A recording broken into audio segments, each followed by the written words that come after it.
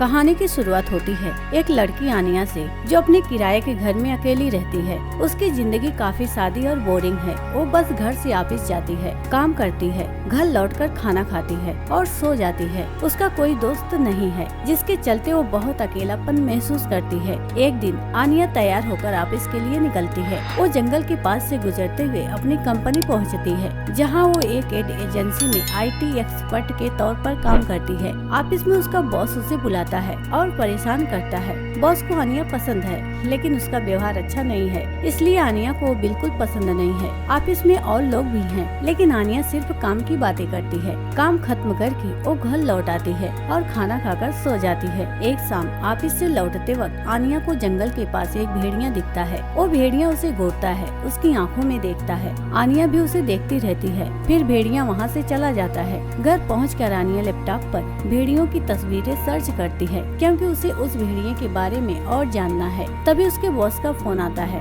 जो कहता है कि वो अगले दिन ऑफिस नहीं आएगा। आनिया मन ही मन सोचती है, आओ या ना आओ, मुझे क्या फर्क पड़ता है। अगले दिन आनिया उस जगह जाती है जहाँ उसने भेड़िए को देखा था, लेकिन वो उसे नहीं मिलता। वो घर लौटकर ऑफिस का काम करती है। रात में उसे भेड़िए की याद आती है और वो खिड़की से उसे आवाज देती है, पर कोई जवाब नहीं मिलता। अगले दिन वो सुपरमार्केट से मीट खरीदती है, घर लौटकर खाना खाती है और थकान की वजह से सो जाती है। फिर वो मीट लेकर जंगल में भेड़ियों को ढूंढने जाती है, लेकिन वो नहीं मिलता। वो मीट का टुकड़ा झाड़ियों में लटका कर चली जाती है। ऑफिस में काम के बाद रात को आनिया खिड़की के पास खड़ी होकर भेड़िए के बारे में सोचती है। वो उससे मिलने के लिए बेताब है। अगले दिन जंगल में वो देखती है कि भेड़िए ने मीट नहीं खाया। ये देखकर उसे गुस्सा आता है। फिर वो अपने दादा से मिलने हॉस्पिटल जाती है, जो बीमार हैं। वो दादा को भेड़िए की बात बताती है और कहती है कि उसने मीट रखा था, लेकिन भेड़िए ने नहीं खाया। दादा कहते हैं शायद भेड़ियों को कुछ और पसंद हो।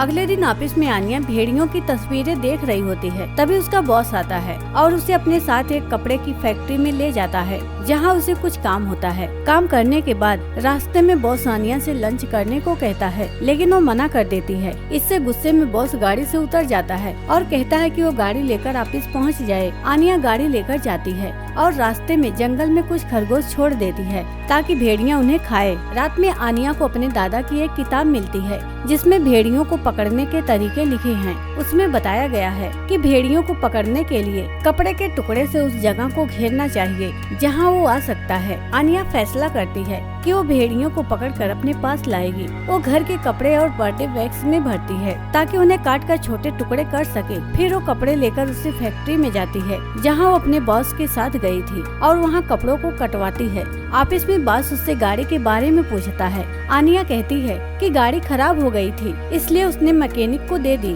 बॉस उसकी बात पर यकीन कर लेता है। बाद में जंगल में आनिया को एक घायल खरगोश मिलता है, जिसे देखकर वो खुश होती है, क्योंकि उसे लगता है कि ये भेड़िए का काम है। रात में कुछ लड़कियां जो फैक्ट्री में काम करती हैं, आनिया के पास आती हैं। आनिया उन्हें कपड़ों के टुकड़े को रस्सी में बांधने का काम देती है। काम खत्म होने पर वो उन्हें पैसे देती है और अगले दिन फिर आने को कहती है। आनिया अपने घर में एक कमरे की दीवार में छेद करती है, ताकि वो भेड़ियों को वहाँ रख सके और उस पर नजर रख सके। उसी रात हॉस्पिटल से फोन आता है कि उसके दादा की हालत खराब है। वो हॉस्पिटल जाती है, जहाँ उसे पता चलता है कि दादा शायद अब नहीं बचेंगे। वहाँ उसकी नजर बेहोशी की दवाइयों पर पड़ती है, जिन्हें वो इंजेक्शन में भर लेती है और फैक्ट्री की लड़कियों की मदद से कपड़े के टुकड़े झाड़ियों में बांधती है। मसाल लेकर वो भेड़ियों को ढूंढने लगती है। आखिरकार भेड़िया दिखता है, लेकिन बाकी लड़कियां डरकर भाग जाती हैं। आनिया हिम्मत करती है और दूर से भेड़ियों को बेहोशी का इंजेक्शन लगा देती है। भेड़िया बेहोश हो जाता है। वो उसे एक ठेले में रखकर गाड़ी तक घसीटती है और घर ले आती है। उसे उसी कमरे में रखती है जहाँ उसने छेद किया था। थकान के कारण वो सो जाती है। अगली सुबह आनिया खाना बनाकर भेड़िए के लिए ले जाती है।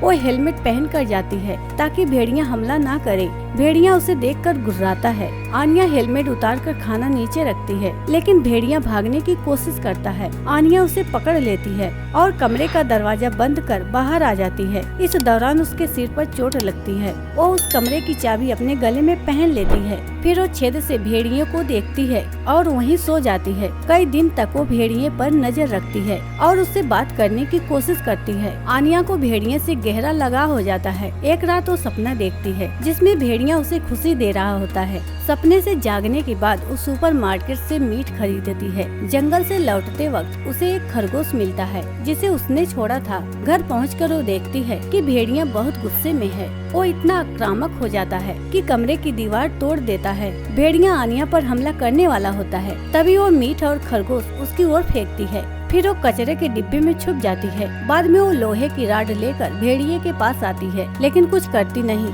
क्योंकि वो उसे पसंद करती है। वो बिस्तर पर लेटकर रोने लगती है। भेड़िया उसे रोता देखकर पास आता है, उसे सूंघता है और चला जाता है। अगली सुबह आनिया देखती है कि भेड़िया अभी भी वहाँ है और उसकी उंगलियां चाट रहा है। फिर वो उसके चेहरे और गर्दन को प्यार से चाटता है। आनिया को ये अच्छा लगता है, इसलिए वो उसे रोकती नहीं। इसके बाद वो भेड़िए के साथ खुश रहने लगती है। वो उसके लिए खाना बनाती है, उसका ख्याल रखती है। एक दिन वो भेड़िए से कहती है कि उसे कुछ काम से जाना है। ऑफिस में मीटिंग के बाद उसके बॉस से बहस हो जाती है क्योंकि वो कई दिनों से काम पर नहीं आई थी। आनिया कहती है कि वो अब ये नौकरी नहीं करना चाहती है। बॉस हैरान रह जाता है। आनिया घर लौटकर साफ सफाई करती है। तभी हॉस्पिटल से फोन आता है कि उसके दादा कोमा में हैं। वो कुछ नहीं कहती और चली जाती है। अगले दिन ऑफिस में वो रेजिग्नेशन लेटर लिखती है, प्रिंट करती है और बॉस के केबिन में रखकर साइन कर देती है। वहाँ 2 सफाई कर्मचारी उसकी तारीफ करते हैं कि वो बहुत खूबसूरत है। आनिया को अच्छा लगता है। तभी बॉस आता है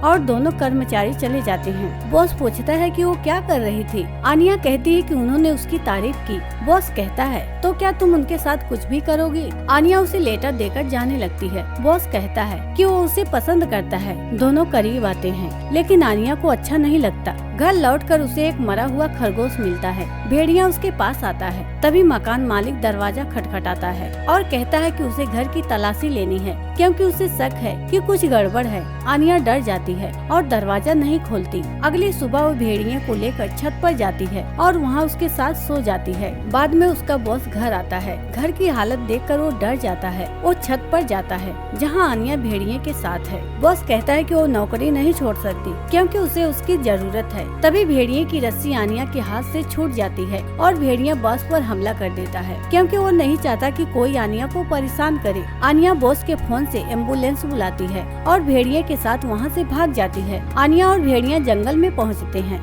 भेड़िया उसे अपने साथ ले जाता है। सुबह तक वो एक सुनसान इलाके में पहुँचते हैं जहाँ कोई नहीं है। आनिया भेड़िए के गले से रस्सी निकाल देती है। अब आनिया भेड़िए की तरह व्यवहार करने लगती है। वो उसी तरह पानी पीती है। भेड़िया उसके लिए शिकार करता है और वो उसे खाती है। दोनों अलग हैं, लेकिन उनका प्यार सच्चा है। रात में वो एक साथ सोते हैं। अगली सुबह आनिया मुस्कुराते हुए उठती है। वो अब अपनी जिंदगी से खुश है। आनिया हमेशा अकेली थी। उसकी किसी से बात नहीं होती थी। भेड़िए से मिलने के बाद उसे प्यार हो गया था। उसकी मानसिक हालत भी ठीक नहीं थी, जिसके चलते उसने भेड़िए के साथ रहने का फैसला किया। उसे लगता है कि इंसान और भेड़िए में कोई फर्क नहीं है। वो समाज की परवाह नहीं करती। भेड़िए के साथ उसे खुशी मिली जिसकी उसे हमेशा से तलाश थी। वो भेड़िए की तरह जीने लगती है और यही कहानी खत्म होती है। दोस्तों, वीडियो पसंद आई हो तो वीडियो को लाइक कीजिए और चैनल को सब्सक्राइब कर लीजिए। मिलते हैं अगली वीडियो में। तब तक के लिए धन्यवाद।